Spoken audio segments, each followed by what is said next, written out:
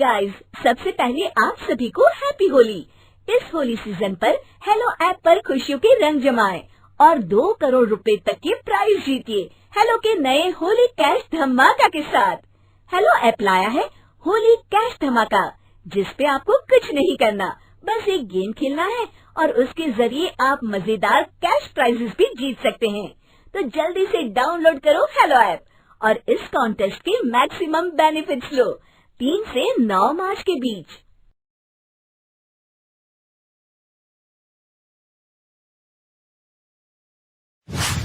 अरे आग लगे, ये भी कोई जिंदगी है।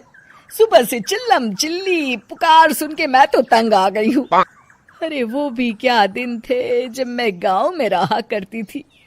पहले बड़ी सुखी थी मैं। पहले मेरी जिंदगी क्या थी और अब क्या हो गई है। शहर में तो लोग भेड़ बकरी की तरह जीते हैं। जीने का असली मजा तो गांव में है। क्यों, क्या हुआ माँ जी? आज गांव की बहुत याद आ रही है आपको? अरे हाँ बहू, शहर का जीना भी कोई जीना है। लोगों की आधी जिंदगी तो सड़कों के ट्रैफिक में निकल जाती है और यहाँ रखा ही क्या है। एक बात कहूँ, दिल्ली शहर अब पहले जैसा नहीं रहा। क्या माँ, जब देखो गांव के गुणगान गाती रहती हो। ठीक है, इस बार ना बच्चों के कॉलेज की छुट्टियों में हम सब गांव चलेंगे, ठीक है? हाँ, ये ठीक है। फिर कुछ दिनों के बाद सारा परिवार अपने गांव चला जाता है। अरे वाह, कितनी ताजी और साफ हवा है, कितनी शांति है यहाँ। चल बहू, अब बढ़िया सा खाना बना दे, मजे से आंगन में बैठ के खाएंगे। सुशीला गांव का माहौल देख बड़ी खुश होती है। 2 दिन के बाद गांव की कुछ औरतें सुशीला के घर आती हैं। बड़े दिनों के बाद गांव आई है सुशीला। हमें तो लगा कि तू शहर जाके गांव को भूल गई। और बतिया, तेरी बहू कैसी है? जरा मिलवा तो उससे। अरे मेरी बहू तो लाखों में एक है। बड़ी किस्मत वाली हूँ मैं जो मुझे जानकी जैसी बहू मिली है। हमेशा मेरी सेवा में लगी रहती है और आज तक कभी पलटकर जवाब नहीं दिया उसने। सुशीला की बातें सुनकर सभी औरतें हंसने लगती है।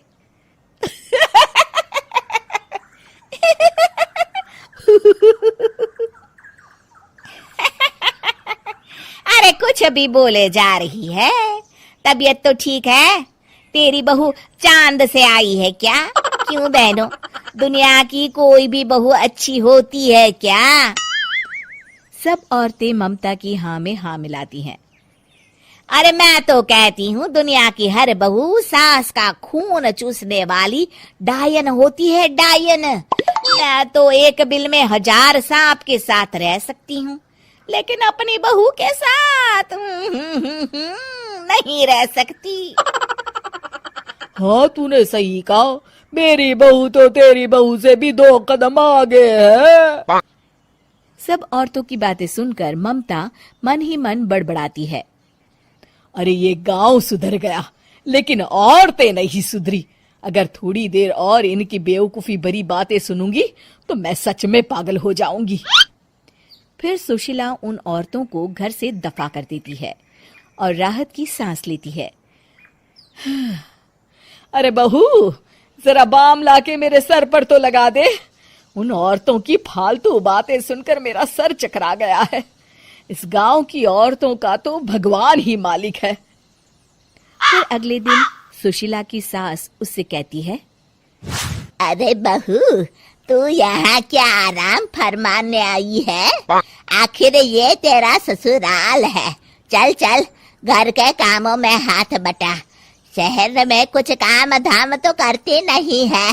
जरा अपने आप को तो देख, कितनी मोटी हो गई है।